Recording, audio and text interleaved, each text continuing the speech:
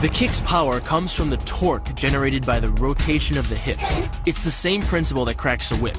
Turning the hips just a few degrees forces the foot to travel a much greater distance and creates a lot of speed as it does. The longer the leg and quicker the rotation, the faster the kick. And unlike karate, Muay Thai fighters are also taught to strike with the hard bone of the shin. A Muay Thai kick can generate roughly the same force as a baseball bat, enough to crack a rib or a leg. Basically, it works like a point of a knife. All the force is magnified by being concentrated in a small, hard area. Even if the elbow doesn't deliver a knockout, it will almost always leave a nasty cut and often end the fight. It's not the arms, but the legs that drive our fists.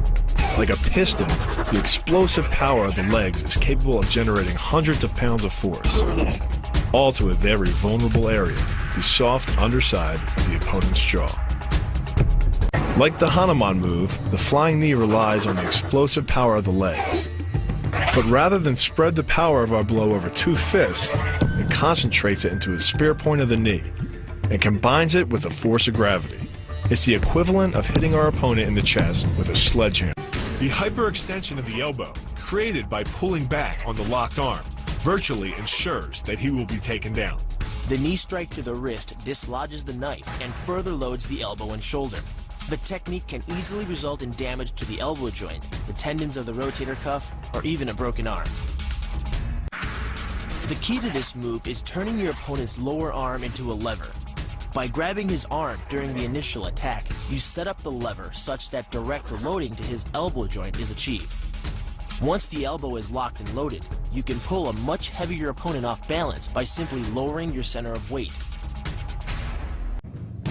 With practice, the ninja can hit his intended target from distances as great as 45 feet.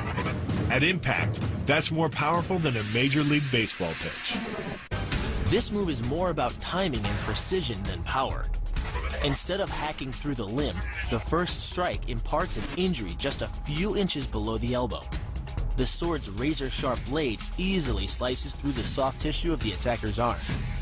This opens up his defense and provides the ninja a clean opportunity to deliver the kill stroke, a powerful shot to the top of his head. The move works by using your opponent's own body weight against him. The first strike can land at speeds greater than 20 miles per hour and can stun your opponent with the same injury-producing energy as dropping a bowling ball from over 11 feet onto his torso.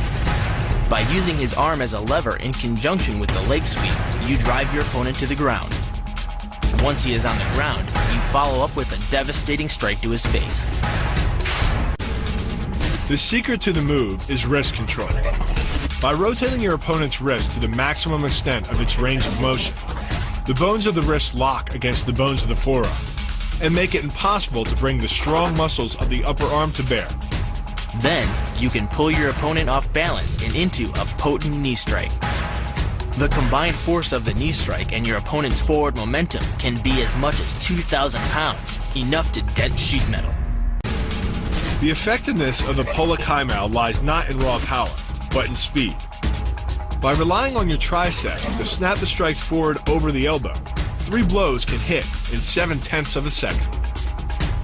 The final impact of the strike to your opponent's face can deliver as much as 175 watts of power, more than enough power to stun him or crush the cartilage of his nose.